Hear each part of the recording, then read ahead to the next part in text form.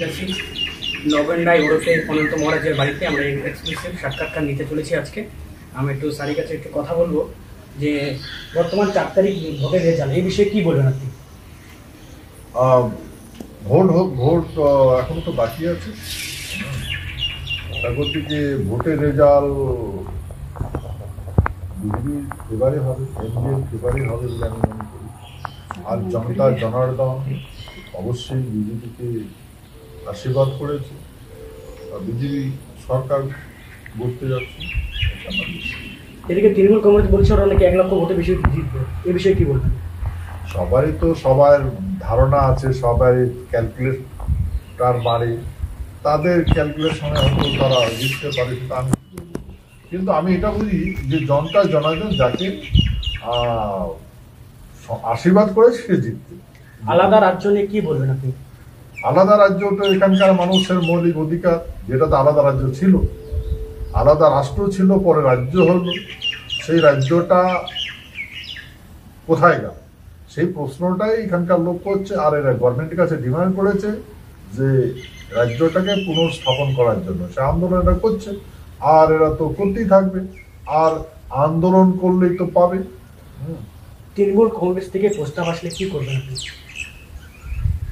কি প্রস্তাব আসে, কিসের প্রস্তাব আসবে? কিন্তু আমি তো বিজেপির সংসদ, তা প্রস্তাব যদি কিছু আসে অসুবিধা বলতে পারবো না। যদি প্রস্তাব দেয়, কি প্রস্তাব দেয় আমি তো বুঝি না।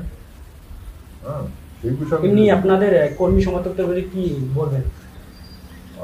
কর্মী সমর্থক মানে আপনার যে কর্মী আছে, অনুগামী আছে, আপনার যে লোক, এদের কি বলবেন, বার্তা কি দিবেন? না, এরা তো বর্তমান রাজনীতি সম্বন্ধে খুব সচেতন। বর্তমান এই আমার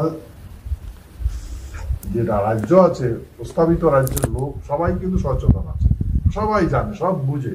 তার প্রতি যেহেতু বুঝে এবং সে তো তার কত আছে, আর তারা তো রাজ্য যে মূল্যে হয়তো করার জন্য দিকে সমর্থন। বিজেতার বিষয়ে কতটা আশা?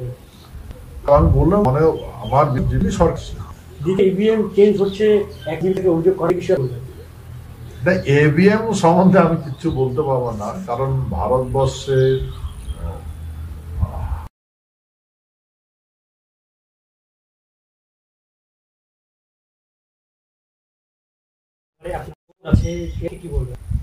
ইন্ডিয়া যা দেখছি, সিচুয়েশন যা দেখছি, হাড্ডাহাড্ডি লড়াই, লড়াই ভিতরে বিজেপি সরকার গঠন করছে।